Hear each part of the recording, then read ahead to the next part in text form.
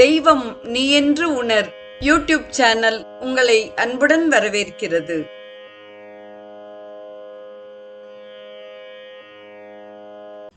வாழிய செந்தமிழ். அன்பு நிறை உள்ளங்களுக்கு அன்பார்ந்த வணக்கங்கள்.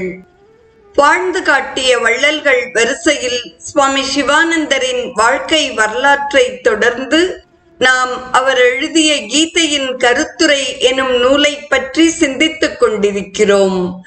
இன்றைய நிகழ்வில் 2ஆம் அத்தியாயத்தின் கருத்துரையை நாம் தொடர்ந்து சிந்திப்போம். கீதையின் 2வது அத்தியாயம் அதன் சாரத்தையே கொண்டுள்ளது. அது ஒரு சில பிரமாணங்களை கொண்டு விளங்குகிறது. அவற்றை நினைந்து நிற்றலால் நீங்கள் எப்பொழுதும் சந்தோஷத்துடனும் சாந்தியுடனும் இருப்பீர்கள். கிருஷ்ணர் தெரிவிக்கும் முதல் உபதேசமே மிகச் சிறந்தது. அசோச்யான் அன்வசோச்சத்வம் என்ற அவ்வார்த்தைகளையே இங்கு கூற விரும்புகிறேன். அவற்றை அமைதிக்கான ஒரு சூத்திரமாக நீங்கள் உபயோகிக்கலாம். துக்கப்படாதவர் பொருட்டு துக்கப்படுகிறாய் என்பதே அதன் பொருள். இது எவ்வளவு தூரம் உண்மையாக இருக்கிறது. பற்பல விஷயங்களை பற்றி நீங்கள் கவலைப்படுகிறீர்கள். கற்பனை கவலைகள் மிக மோசமானவை. வருங்காலத்தை பற்றி பயப்படுகிறீர்கள். கஷ்டப்பட வேண்டியிருக்குமே என கவலைப்படுகிறீர்கள். இவையே முட்டாளின் செய்கைகளாகும். வருங்காலம் கடவுளின் கையில் உள்ளது. நிகழ்காலம் உங்கள் கையில் இருக்கிறது. இன்று நீங்கள் தெய்வீக பாதையில் வாழ்ந்து வந்தால் உங்கள் எதிர்காலம் சிறப்புடையதாக இருப்பது உறுதி. இந்த தேற்றத்தால் கவலையை அகற்றி தைரியத்துடனும் மகிழ்ச்சியுடனும் இருங்கள். கவலைப்படாதிருக்க வேண்டி அர்ஜுனனிடம் கண்ணன் பல காரணங்களை தெரிவிக்கிறார். அவற்றுள் மிக முக்கியமானது அழியாத ஆத்மனுக்கும் அழியும் சரீரத்திற்கும் உள்ள வித்தியாசமாகும். உடனே புரிந்து கொள்ள இது சற்றே கஷ்டமாக இருக்கலாம். ஆனால் நீங்கள் இதை பற்றி நன்கு சிந்திக்க வேண்டியது அவசியமாகும். இவ்வுண்மையை நன்கு நினையுங்கள். பார்ப்பதற்குரிய கருவியாக கண் இருந்தது. ஆனால் அதை நீங்கள் இழந்து விட்டீர்கள். எனினும் அதனுடன் உங்களை நீங்கள் இழந்துவிடவில்லை. இதுபோல இந்த சரீரமும் மனமும் கருவிகளே ஆகும். அவை ஸ்திரமானவை அல்ல. ஆனால் அவற்றை உபயோகப்படுத்தும் ஏதோ ஒன்று நிலவுகிறது.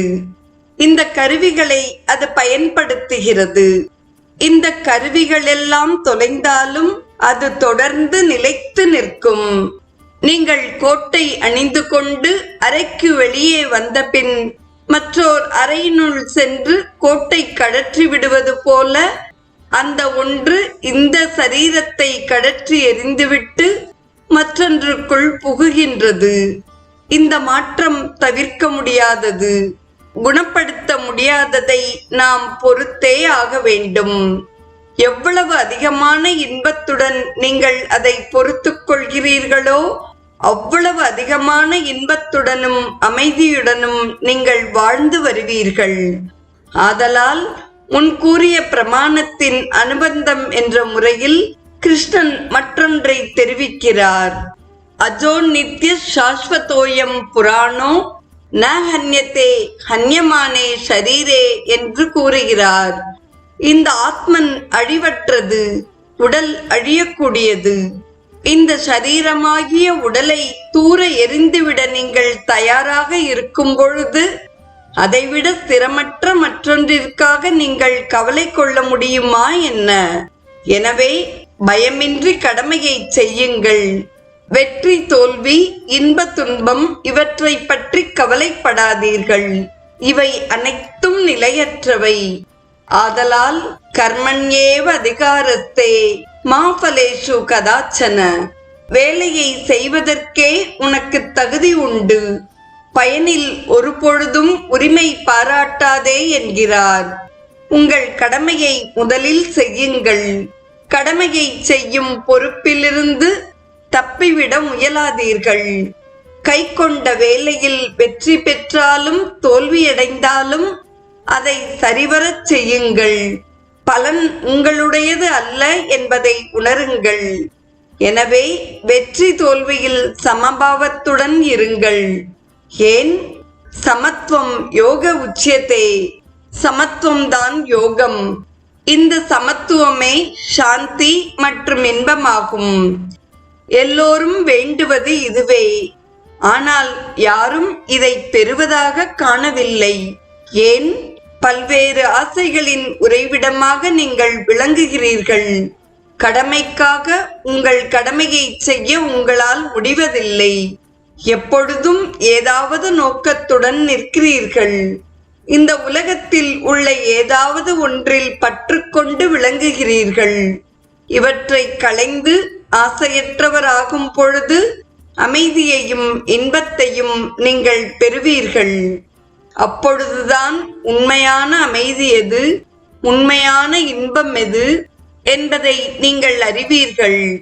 வெற்றி தோல்வி இன்ப துன்பத்தில் சமபாவத்துடன் நீங்கள் நின்றால் சாந்தியும் இன்பமும் உங்களுடன் ஸ்திரமாகவே அமைந்துவிடும். எனவே ஞாபகத்தில் வையுங்கள், விகாய காமான் எஸ் சர்வான் புமாம் சரதி நிஸ்பிருக நிர்மமோ நிரகங்காரக ச சாந்திம் அதிகச்சதி என்கிறார். ஆசையற்றவனும் பற்றற்றவனும் ஆணவத்தை துறந்தவனும் அமைதியை அடைகிறான் என்பதே இதன் பொருள் என்று கூறி 2ஆம் அத்தியாயத்தின் கருத்துரையை நிறைவு செய்கிறார் நம் குருநாதர் சுவாமி சிவானந்தர். நாளைய நிகழ்வில் பகவத்கீதையின் 3ஆம் அத்தியாயத்தின் கருத்துரையை நாம் தொடர்ந்து சிந்திப்போம். இன்றைய நிகழ்வை கேட்டு பயனுற்ற அத்துணை நல்ல உள்ளங்களுக்கும் நெஞ்சார்ந்த நன்றி. வாழிய செந்தமிழ், வாழ்க நற்றமிழர், வாழிய பாரத மணித்திருநாடு. தெய்வம் நீ என்று உணர் யூடியூப் சேனலை கேட்டு மகிழ்ந்த நீங்கள் உங்கள் நட்பு வட்டத்திற்கும் பகிர்ந்து தொடர்ந்து உங்களது நல்ல ஆதரவினை சப்ஸ்கிரைப் செய்து வழங்குமாறு அன்புடன் வேண்டுவது உங்கள் அன்பின் விசாலம்.